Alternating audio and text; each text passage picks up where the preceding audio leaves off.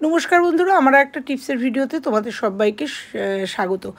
আমরা পিতাম্বরী পাউডার অনেকেই জানি। পিতাম্বরী পাউডার কিনে আমরা কাঁসা, পিতল, তামা, এমনকি সিলভারের বাসনকোসনও কিন্তু মাজি।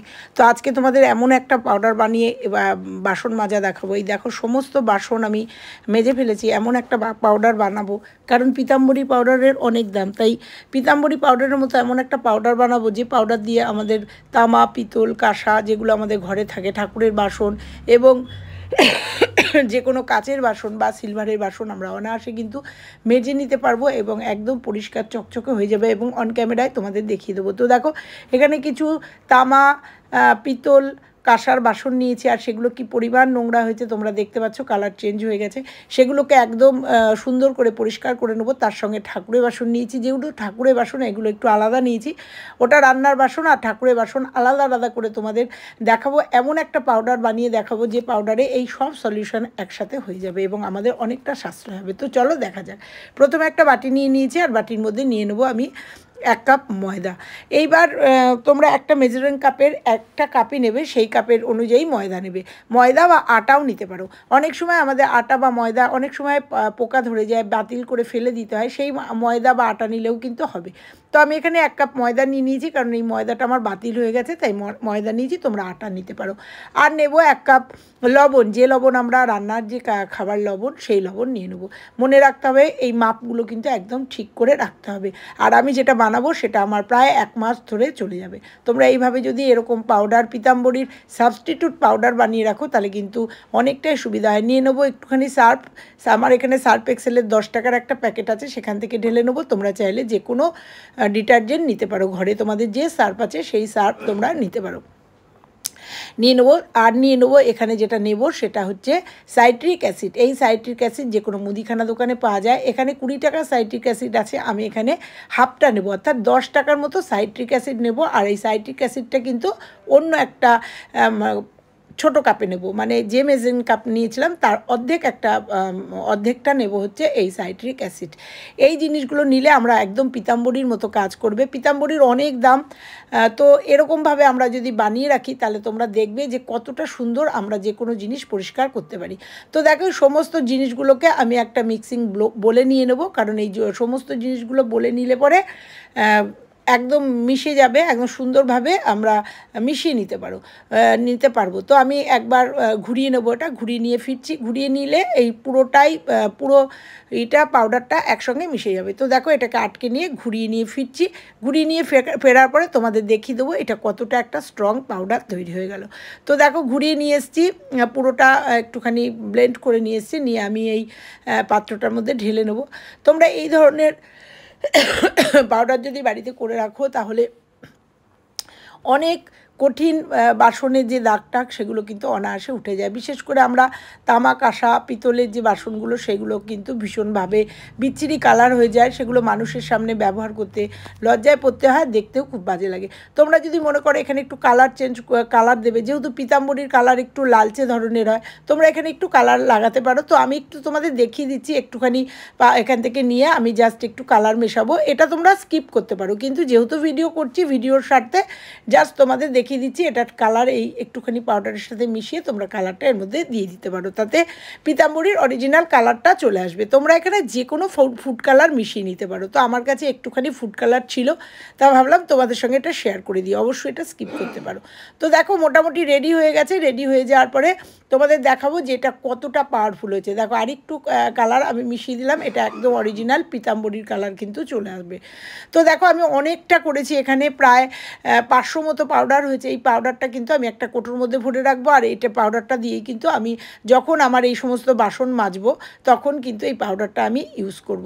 তো দেখো, এই পাউডারটা আমি প্রথমে একটা কোটোর মধ্যে ঢেলে নেবো, আর তারপরে সেখান থেকে নিয়ে তোমাদের ব্যবহার করে দেখাবো যে পিতাম্বরীর থেকেও কিন্তু স্ট্রং হয়েছে এই পাউডারটা। আমার কাছে পিতাম্বরী পাউডার থাকলে তোমাদের দেখিয়ে দিতাম যে কোন পাউডারটা কত বেশি স্ট্রং হয়েছে। অবশ্যই আমার পাউডারটা স্ট্রং হয়েছে বেশি, সেটা পিতাম্বরী পাউডার আমার কাছে নেই, তাই তোমাদের সঙ্গে দেখিয়ে দিতে পারলাম না। তো এখানে একটু 1 চামচ নিয়ে নেব আর একটুখানি জল নিয়ে নেবো, অবশ্যই গরম জল নেবে। আমি প্রথমে একটু ঠান্ডা জল নিয়েছি, আর দেখো গ্যাসের বার্নার দিয়ে তোমাদের প্রমাণ করে দেবো। এই যে গ্যাসের বার্নারগুলো, এগুলো প্রচণ্ড পরিমাণে নোংরা হয়, আর আমি যেহেতু খুব পরিষ্কার করি এগুলো, যাই জন্য আমার কিন্তু খুব বেশি নোংরা হয়নি। তবুও তোমাদের দেখাচ্ছি, এই গ্যাস বার্নারগুলো কিন্তু আমরা রান্না করতে করতে একদম কালো হয়ে যায় এবং ময়লা জমে এই ছিদ্রগুলো বন্ধ হয়ে যায়। এই পাউডার দিয়ে একটুখানি ভিজিয়ে রাখো, 10 থেকে 15 মিনিট ভিজিয়ে রাখো। ভিজিয়ে রাখার পরেই তোমরা দেখবে সেরকমভাবে কিচ্ছু করতে হবে না, একদম চকচকে নতুনের মতো হয়ে যাবে।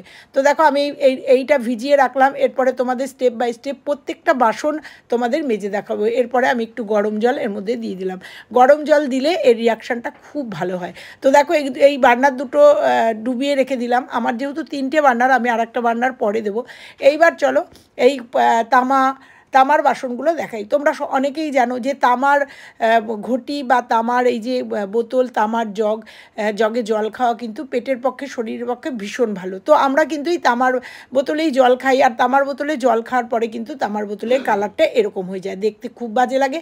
তাই যখন পরিষ্কার করি তখন বিভিন্ন উপাদান দিয়ে পরিষ্কার করি আর তোমাদের সঙ্গে শেয়ার করি। সেরকমই দেখো আজকে তামার এই বোতলটা পরিষ্কার করে নেবো। পরিষ্কার করে তোমাদের দেখাবো যে এই পাউডারটা কতটা স্ট্রং হয়েছে আর কতটা কার্যকরী হয়েছে। তো দেখো একটা স্ক্রাবার জাস্ট একটু জল দিয়ে ভিজিয়ে নিয়ে এসে একটু করে আলতো করে ডলা দিলেই তোমরা দেখতে পাচ্ছ, একদম অন ক্যামেরায় দেখিয়ে দিচ্ছি যে এই পাউডারটা কতটা পাওয়ারফুল হয়েছে।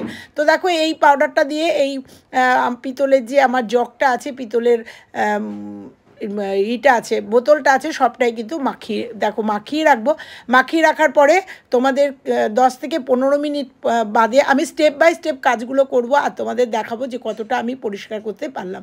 তো দেখো এটা করে দেবো। আর নিচে থালাটা নিয়ে নিয়েছি, থালাটা কাঁসার থালা, যেহেতু রেগুলারে ইউজ করি সেই জন্য ওটাও কিন্তু মানে কালারটা নষ্ট হয়ে গেছে। এর মধ্যে দেখো এইখানেও লাগিয়ে দিলাম, যতগুলো বাসন আছে সবটা মাখিয়ে নিলাম। আমি কিন্তু সিলভারের একটা দেখানোর জন্য সিলভারের একটা ছোট্ট কড়াইও নিয়েছি। আর এই থালাটায় দেখো কিছুর একটা দাগ হয়েছে, সেই দাগটাও কিন্তু সুন্দরভাবে তুলে দেবো। তো চলো এগুলোকে মাখিয়ে রেখে এবার চলে যাব ঠাকুরের বাসনের ওখানে। যেহেতু এটা ঠাকুরের বাসন সেহেতু জিনিসটা আমি নিরামিষভাবেই করেছি, কিন্তু ওটা রান্নাঘরের স্ল্যাব আর এটা বারান্দার স্ল্যাব, তাই ঠাকুরের বাসনটা আলাদাভাবে ওই পাউডারটা দিয়ে ভিজিয়ে রাখলাম।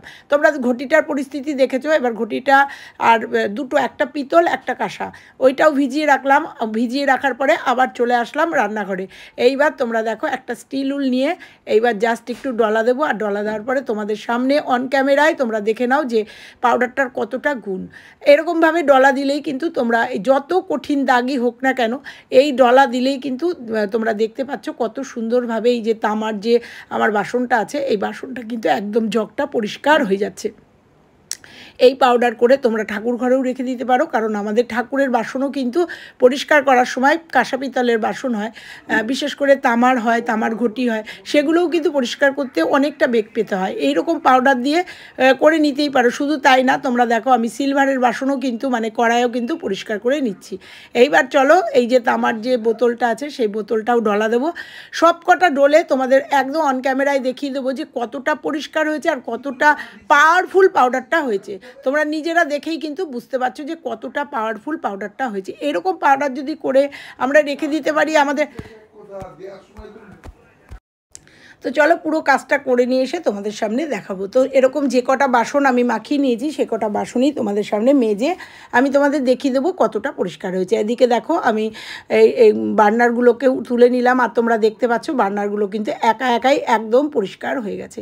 কারণ এই সব জিনিসগুলো যদি আমরা এরকমভাবে পরিষ্কার রাখতে পারি, বার্নারের ছিদ্রগুলোও কিন্তু সমস্ত খুলে গেছে। আমার বার্নারটা যেহেতু পরিষ্কার সেহেতু খুব বেশি বেগ পেতে হয়নি, কিন্তু তোমাদের যাদের বার্নারগুলো এরকম আটকে গেছে, ছিদ্রগুলো আটকে গেছে বা কালো হয়ে গেছে, পিতলের কালার একদম কালো লোহার মতো হয়ে গেছে, তারা এই সলিউশন করে জলের মধ্যে 10 থেকে 20 মিনিট ভিজিয়ে রাখলেই কিন্তু তোমরা দেখতে পারবে তোমাদের বার্নারগুলো একদম নতুনের মতো হয়ে গেছে।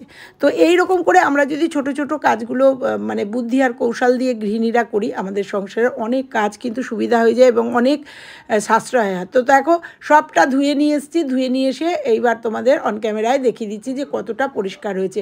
তার আগে তোমরা দেখেছো ঝুড়িতে যে বাসনগুলো, সেই বাসনগুলোও কিন্তু আমি এই পাউডার দিয়েই মেজে নিয়েছি। তো দেখো কতটা পরিষ্কার হয়েছে। তোমাদের সামনে সমস্ত বাসনগুলো নিয়ে আসলাম।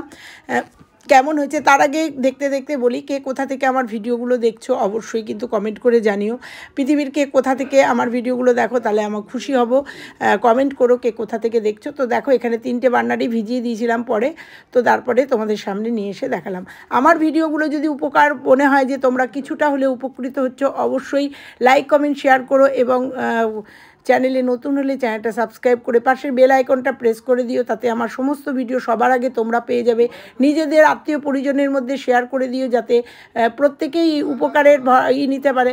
তো দেখো এদিকে ঠাকুরের বাসনগুলোও রেডি করে নিলাম, মেজে নিলাম, আর এদিকে যেহেতু দুটো পর্যায়ে করেছি তো দুটোভাবেই তোমাদের দেখিয়ে দিলাম। তো দেখো রেডি হয়ে গেছে সমস্ত বাসন, এবার একটুখানি জল উল্টে মানে শুকিয়ে নিতে হবে, শুকিয়ে নিয়ে তোমাদের সামনে নিয়ে আসলাম।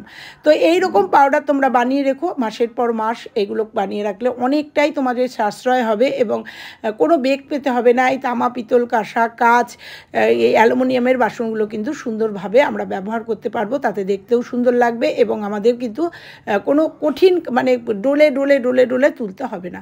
তো চলো আজকের মতো বিদায় নেব বাসনগুলো দেখাতে দেখাতে। আবার ফিরছি অন্য কোনো ভিডিওর সঙ্গে। ততক্ষণের জন্য সবাই ভালো থেকো, সুস্থ থেকো, আর আমার এই পাউডার কিন্তু অবশ্যই তোমরা বানিয়ে রেখো। তো দেখো আমার কতটা অনেক বাসন মেজেছি, তো এখনও অর্ধেক কোটো পাউডার কিন্তু রয়ে গেছে, এটা দিয়ে বাদবাকি মাস আমার চলে যাবে। তো চলো টাটা, সবাই ভালো থেকো, সুস্থ থেকো। আজকের মতো বিদায় নিচ্ছি। লাস্টে তোমাদের দেখিয়ে দিচ্ছি এই বাসনগুলোও কিন্তু এই পাউডার দিয়েই মাজা হয়েছে, এই প্রত্যেকটা এক ঝুড়ি বাসন। তো চলো ভালো লাগলো তো, তো চলো আজকের মতো টাটা।